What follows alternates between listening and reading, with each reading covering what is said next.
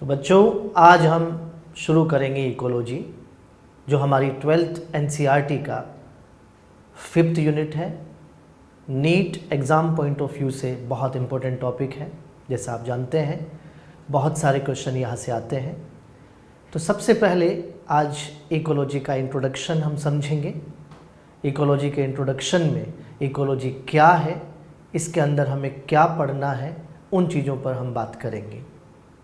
सबसे पहले इकोलॉजी का इंट्रोडक्शन अगर हम समझें तो यहाँ इकोलॉजी आप सब अच्छे से जानते हैं कि ऑर्गेनिज्म और एनवायरनमेंट के बीच का रिलेशन है।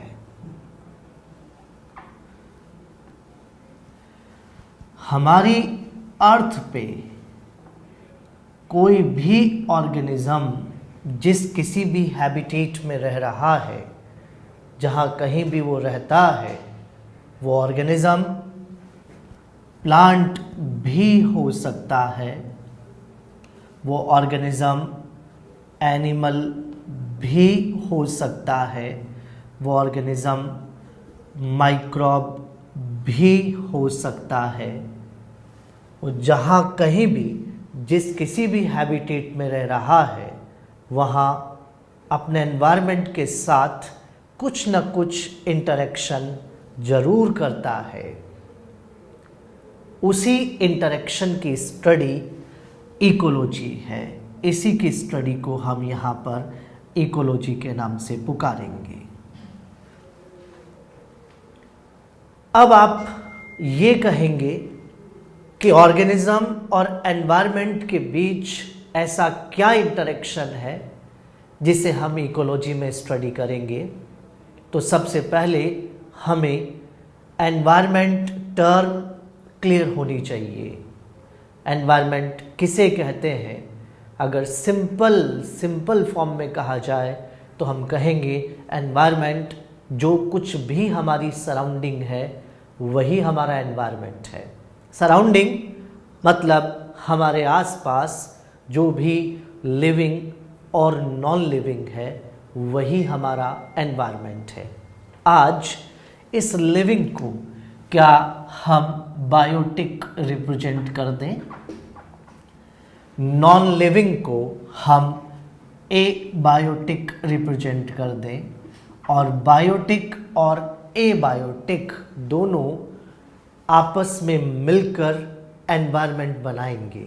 बायोटिक मतलब जैसा मैंने कहा लिविंग्स अगर है तो ये बायोटिक यहाँ पर प्लांट भी हो सकते हैं, ये एनिमल्स भी हो सकते हैं, ये यहाँ माइक्रोब्स भी हो सकते हैं, और ए बायोटिक के अंदर नॉन लिविंग फैक्टर्स जैसे कि लाइट है, जैसे कि टेम्परेचर है, जैसे कि सॉइल है, जैसे कि वाटर है, जैसे कि एयर है, ये सब यहाँ ए बायोटिक और बायोटिक, ए बायोटिक और बायोटिक ने मिलकर एनवायरनमेंट बनाया। इसे देखकर हमें एक बात और समझ में आ रही है कि ऑर्गेनिज्म भी एनवायरनमेंट का ही एक पार्ट है, क्योंकि ऑर्गेनिज्म भी प्लांट, एनिमल या माइक्रोब में से कोई एक है। अगर ऐसा है तो वो भी एनवायरनमेंट का ही एक पार्ट है, और अपने एनवायरनमेंट में रहकर वो दूसरे बायोटिक और ए बायोटिक के साथ इंटरेक्शन कर रहा है। इंटरेक्शन क्या हो रहा है, बस उसी की स्टडी को हम इकोलॉजी के नाम से पुकारेंगे। चलिए, हमें एनवायरनमेंट भी समझ में आ गया, हमें ये भी समझ में आया कि ऑर्गेनिज्म एनवायरनमेंट का ही एक पार्ट है और वहाँ रहकर दूसरे बायोटिक और ए बायोटिक के साथ इंटरेक्शन कर रहा है। लेकिन अभी भी ये हम नहीं समझ पाए कि इंटरेक्शन में हो क्या रहा है। अगर इस बात को हम समझे तो हमें यहाँ इकोलॉजी शब्द को ब्रेक करके देखना पड़ेगा। इकोलॉजी शब्द, ये टर्म दो बातों से मिलकर बनी हुई है, एक ओइकोस और एक लोगोस। ओइकोस का मतलब होम या फिर कह दीजिए हैबिटेट। लोगोस का मतलब स्टडी। ऑर्गेनिज्म जिस किसी भी हैबिटेट में रह रहा है वो हैबिटेट ऑर्गेनिज्म का फॉरेस्ट भी हो सकता है, ग्रासलैंड भी हो सकता है, वो हैबिटेट डेजर्ट भी हो सकता है, पॉन्ड भी हो सकता है, वो हैबिटेट यहाँ कोई दूसरा किसी भी तरह का हैबिटेट ऑर्गेनिज्म के लिए हो सकता है। अगर मैं एग्जाम्पल की फॉर्म में आज आपसे फॉरेस्ट का एग्जाम्पल लेता हूँ कि मान लीजिए ऑर्गेनिज्म का हैबिटेट फॉरेस्ट है, तो यहाँ ये रहा एक फॉरेस्ट और इस फॉरेस्ट में ऑर्गेनिज्म, सबसे पहले हम ये देखें कि यहाँ का एनवायरनमेंट किन दो चीज़ों से मिलके बनेगा। आप सब कहेंगे कि फॉरेस्ट का एनवायरनमेंट बायोटिक और एबायोटिक से मिलके बनेगा। क्या बायोटिक के अंदर यहाँ प्लांट्स होंगे, एनिमल्स होंगे, माइक्रोब्स होंगे, और एबायोटिक के अंदर यहाँ पर वही सारे एबायोटिक फैक्टर, जैसा कि हमने कहा कि लाइट भी है, यहाँ टेम्परेचर भी है, यहाँ सॉइल भी है, यहाँ वाटर भी है, यहाँ एयर भी है, ये सब यहाँ के एबायोटिक और बायोटिक ने मिलकर फॉरेस्ट का एनवायरनमेंट बनाया। क्या ये यहाँ पर हम देख पा रहे हैं कि इस एनवायरनमेंट के अंदर ऑर्गेनिज्म, प्लांट भी हो सकता है, एनिमल भी हो सकता है, माइक्रोब भी हो सकता है, और ये दूसरे बायोटिक और एबायोटिक के साथ कुछ ना कुछ इंटरेक्शन जरूर करेगा। ये इंटरेक्शन क्या होगा? अगर हम एक सिंपल एग्जांपल से समझें तो मैं आपसे कहूँगा कि यहाँ पर इंटरेक्शन में, जैसे आप जानते हैं कि लाइट गिरती है तो प्लांट फोटोसिंथेसिस करते हैं। लाइट से प्लांट ने फोटोसिंथेसिस किया, इसका मतलब एबायोटिक का बायोटिक के साथ इंटरेक्शन हुआ। यहाँ आप देख पा रहे हैं कि प्लांट और लाइट के बीच का इंटरेक्शन हुआ है। जब प्लांट के पास में फोटोसिंथेसिस से ऑर्गेनिक फूड फॉर्मेशन हुआ तो हम जानते हैं कि इसको एनिमल्स खा रहे हैं।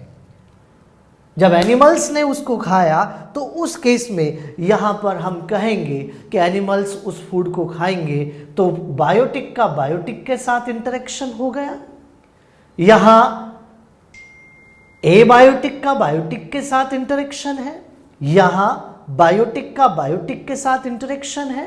और जब प्लांट और एनिमल दोनों जब मर जाते हैं तो क्या माइक्रोब उसे खाएंगे? अगर माइक्रोब खा रहे हैं तो वो भी तो एक तरह का इंटरेक्शन है। यहाँ माइक्रोब ने जब उन्हें खाया तो आप सब जानते हैं कि मिनरल सॉइल में आएगा और सॉइल से वापस ये मिनरल प्लांट के पास जाएगा। अगर ऐसा हो रहा है तो यहाँ पर ये ऑर्गेनिज्म जितने भी इस एनवायरनमेंट में है ये यहाँ पर एक दूसरे के साथ किसी न किसी तरह से इंटरैक्ट जरूर कर रहे हैं। वही इंटरेक्शन की स्टडी को हम इकोलॉजी के नाम से पुकारते हैं। तो हमारी अर्थ पे जिस किसी भी हैबिटेट में कोई भी ऑर्गेनिज्म, प्लांट, एनिमल, माइक्रोब जहाँ कहीं भी रहता है वो अपने एनवायरनमेंट के साथ, मतलब कि बायोटिक और एबायोटिक के साथ कुछ न कुछ इंटरैक्ट जरूर करता है और उसी इंटरेक्शन की स्टडी इकोलॉजी है। जैसा मैंने आपको सिंपल एग्जांपल से समझा दिया कि मान लीजिए ऑर्गेनिज्म का हैबिटेट एक फॉरेस्ट है तो फॉरेस्ट के अंदर प्लांट, एनिमल, माइक्रोब ने बायोटिक और light, temperature, soil, water, air ने एबायोटिक, मतलब दोनों ने मिलकर यहाँ का एनवायरनमेंट बनाया। और अभी अभी हमने कहा कि यहाँ लाइट के आने से प्लांट ने फोटोसिंथेसिस किया, मतलब कि एबायोटिक का बायोटिक से इंटरेक्शन हुआ। यहाँ पर प्लांट को जब एनिमल ने खाया, एनिमल को एनिमल ने खाया, तो यहाँ बायोटिक का बायोटिक के साथ इंटरेक्शन हुआ। और यहाँ पर जब ये दोनों मर गए तो माइक्रोब्स ने इसको फीड किया और इससे मिनरल सॉइल में आया और इस सॉइल के मिनरल को वापस प्लांट ने एब्जॉर्ब किया। अगर ऐसा हो रहा है तो बायोटिक एबायोटिक एक दूसरे के साथ कंटिन्यूअस इंटरेक्शन में है और यही इंटरेक्शन की स्टडी को हम इकोलॉजी के नाम से पुकारेंगे। हम तो आज आपसे ये भी कहेंगे कि हमारी अर्थ पे एक भी ऑर्गेनिज्म ऐसा नहीं है जो अपने एनवायरनमेंट से आइसोलेट होकर रह जाए, एक भी नहीं है। आपके एनसीईआरटी भी लिखती है कि interacting organisms should live closely together. Interacting organism को एक दूसरे के साथ रहना होगा। ऐसा एक भी नहीं है जो अपने एनवायरनमेंट से आइसोलेट होकर रह जाए। अगर कोई एक अकेला पर्सन किसी जगह पर बैठा है और वो कहे कि मैं किसी से इंटरैक्ट नहीं कर रहा क्योंकि मैं अकेला हूं, उसका ये कहना गलत है। वो अपने एरिया की, अपने एनवायरनमेंट की ऑक्सीजन कंज्यूम कर रहा है। इसका मतलब वो कहीं ना कहीं एनवायरनमेंट से जुड़ा हुआ है और एनवायरनमेंट और ऑर्गेनिज्म का यही इंटरेक्शन जो बहुत क्लोजली है, बहुत टाइटली एसोसिएशन है, बस उसी की स्टडी को इकोलॉजी कहेंगे। आप बच्चे यहां पर ध्यान रखें कि हम आज आपसे ये भी कहेंगे कि ऑर्गेनिज्म और एनवायरनमेंट एक दूसरे के ऊपर इंटरडिपेंडेंट होते हैं, इंटरडिपेंडेंट होते हैं। ऑर्गेनिज्म और एनवायरनमेंट एक दूसरे से इंटर रिलेटेड होते हैं, इंटरडिपेंडेंट है, इंटर रिलेटेड है। इसका मतलब ऑर्गेनिज्म एनवायरनमेंट से, एनवायरनमेंट ऑर्गेनिज्म से एक दूसरे से इफेक्टेड है। ऑर्गेनिज्म से एनवायरनमेंट को और एनवायरनमेंट से ऑर्गेनिज्म को फर्क पड़ रहा है। अगर हम किसी जगह पर टेम्परेचर इंक्रीज कर देते हैं तो हमें वहां पसीना आ जाता है, स्वेटिंग होना, इसका मतलब टेम्परेचर से हमें फर्क पड़ रहा है। चलिए हम टेम्परेचर नहीं बढ़ाते, हम उस जगह पर अगर पहले से 50% वहां पर है, अगर उनकी क्वांटिटी 100 कर देंगे तो टेम्परेचर अपने आप बढ़ जाएगा। इसका मतलब ये हुआ कि ऑर्गेनिज्म से एनवायरनमेंट को और एनवायरनमेंट से ऑर्गेनिज्म को फर्क पड़ रहा है। तभी तो कहा ऑर्गेनिज्म और एनवायरनमेंट इंटरडिपेंडेंट है, इंटर रिलेटेड है। और अगर ऐसा है तो इसी इंटरडिपेंडेंसी, इसी इंटर रिलेशनशिप की स्टडी को हमने क्या कहा? इकोलॉजी। यहां इंट्रोडक्शन में अब तक आपको ये समझ में आ जाना चाहिए कि हमने ऑर्गेनिज्म और एनवायरनमेंट के बारे में आपसे कहा है कि ऑर्गेनिज्म और एनवायरनमेंट एक दूसरे के साथ जो कुछ भी इंटर रिलेशनशिप रखता है उसी की स्टडी को इकोलॉजी कहेंगे। और इंटर रिलेशनशिप में क्या क्या हो सकता है, कुछ एग्जांपल्स मैंने आपको यहाँ पर दिए ताकि आपको समझ में आ जाए कि ऑर्गेनिज्म और एनवायरनमेंट एक दूसरे के साथ इंटर रिलेटेड है। लेकिन एक बात आपने नोट की है कि हमने सबसे पहले जब शुरुआत की तो बोर्ड पे लिखा ऑर्गेनिज्म। इसका मतलब हमारी इकोलॉजी की स्टडी, इकोलॉजिकल स्टडी की शुरुआत ऑर्गेनिज्म से हो रही है। वैसे मन में आया कि इंटरेक्शन तो इसके पहले भी हो रहे हैं। एटम और एटम इंटरैक्ट करके मॉलिक्यूल बना रहा है, मॉलिक्यूल के इंटरेक्शन से कंपाउंड बन रहा है, कंपाउंड से कॉम्प्लेक्स कंपाउंड बन रहा है, कॉम्प्लेक्स कंपाउंड से सेल बन रही है, सेल से टिश्यू है, ऑर्गन है, ऑर्गन सिस्टम है, ऑर्गेनिज्म है। जब इंटरेक्शन बहुत पहले से हो रहे हैं तो फिर हमने शुरुआत ऑर्गेनिज्म से ही क्यों की? क्योंकि ऑर्गेनिज्म स्मॉलेस्ट लिविंग यूनिट है।